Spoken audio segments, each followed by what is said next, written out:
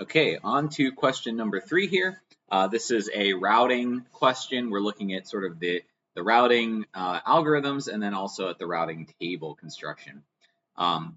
So we have the network with all the addresses and things on the left, and then we have the sort of link state diagram with the speeds or costs of these connections on the right here. So for the first one, based on the diagram on the right, figure B, fill in the open shortest path first, routing table below for router A. So we're using link state routing, and this is doing Dijkstra's algorithm to figure out what is the best path through the network for each of these connections here. And so we're doing it for router A. That means we're just going to skip putting router A in this diagram. So we're going to have router B, router C, and router D are our 3 other nodes in this diagram here. And then we're going to start with router A. We're going to figure out where we want to go from there to get to each of these routers. And so we need to consider, what these links look like. And it's a little confusing to read because we got some crossover here. So this is sort of the path from RA to RC. And so we would do this by basically, if we want to do it the sort of, correct by construction way, we'll traverse from router A to router C, and that's going to be a cost of 3 to get there. And our next hop is going to be router C. We can kind of tell there's going to be no faster way to get there already because we go up there and we see it's 99 to get to router B. It's 5 to get to router D. Nothing's going to be faster than just going directly to router C. And then router B, our initial cost is going to be 99 because we've only traversed router A so far. And that's the path to get from there to router B. And then router D is going to be a cost of 5. And I'm going to kind of cheat here a little bit. That's our cost to get to router D. And we'll have to figure out if there's any faster way to get there. So now we've got these costs. The cheapest thing we have is router C, so we're going to check to see, okay, is there a faster way to get anywhere else if we start from router C? And so we're not going to check router C at this point because we're traversing from there. But is there any faster way to get there directly to router D? There's no direct connection to router D. This is only from router B, and then there's a connection up there. But we actually have, we can do better than 99 at this point. We go from router A3 to router C, and then 21 to router B. So that's actually a cost of 24 that we would have for router B going through router C. But let's see if there's any faster way to get there again. So now our cheapest cost left is going to be the cost to get to router D.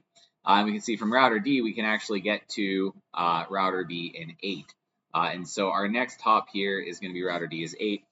We've already sort of checked everything else. There's going to be no faster way to get from router B to router C. No faster way to get from router B to router D.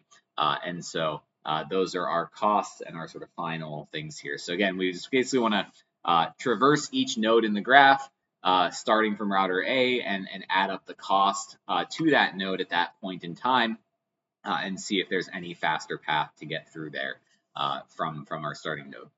So then part B, and I'm going to zoom out. Apologies for the extra stuff on the side here, but we need to be able to see this and this to be able to do the next problem. So now we want to fill in the routing table for router A.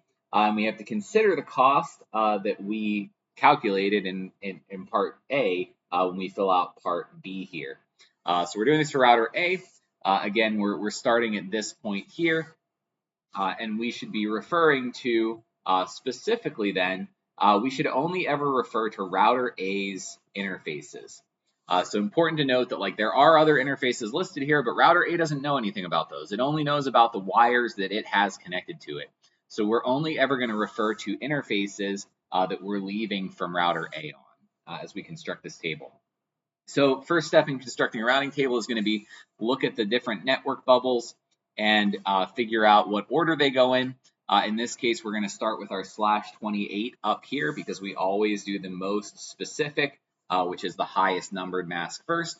So we're going to do the /28, and then I'm just going to write down in network address the associated value for that. And then for the next 2 bubbles, we have to figure out, okay, how do we get to that place on the network from router A. And we can see that this is like up here in this location.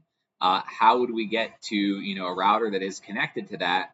And we see that, that's connected to router B and it's connected to router C in this particular case. And so we should be, due to the fact that the router C cost is 3 to get there, we'd rather sort of go through this network, get to router C, and then be connected to whatever we're trying to access here, rather than going through router D up to router B and then to there, because our router B cost is 8, our router C cost is 3. So we want to go through router C to get to this network. So we think about how we get there. We go from router A, out port ETH1. So that's going to be our interface here, is ETH1, because we leave router A from that location, right? We traverse across this network and we get to router C on this address. And so that address is going to be our next hop, 16.85.92.5.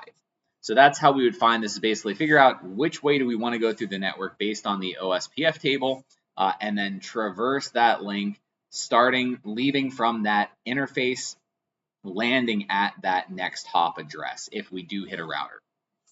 So then next we're going to do this /27. That's our next shortest mask here. /27. I wrote it wrong. I said it right. And our network address for that is again just the address that's in the bubble. So 16.92.0.32. We don't go through a router here, so our next hop is just blank. We don't have to go to another router. Our router A is directly connected to this, and we see that when we leave that router A, our port is F2 to get to it. So whatever devices we're connecting to on that network, that's how we're going to get there. Next up is our /25 that we have here. That's our next highest address, so /25. And again, just writing out the IP address or the network ID that's associated with that bubble. So 17.128. We are directly connected to that again. So we have no next hop address since the bubble is right after router A, and we're leaving router A from F0. /24 is our last noded address here, and that's going to be a 16.85.92.0 network. It is directly connected to router A, and we leave out of F1 to get there, right? So we traverse this link to get to that bubble. There's no router in between us, and then we left F1 here. And then our last spot, we don't have it listed, but we got to remember that the internet is always 0.0.0.0/0. And so that's going to be our default route that we can't forget about in these tables, because if we don't know how to get to something based on the IPs we have listed, this is what we fall back to. And to get to the internet, we've got to go through router C again. And so we know how do we get to router C. That's through router C. So our next hop address is going to be router C's address. We're going to leave out this direction. So we're leaving via F1, and we're going to the same next hop as we had in the previous one that we looked at here, where we leave through F1, and then we get to router C's 16.85.92.5. So it's a lot for the problem there. Again, this is the procedure. You sort of identify the router you're going from, figure out what path you're taking, follow that path, interfaces where you left from, IP address that you got to is your next hop.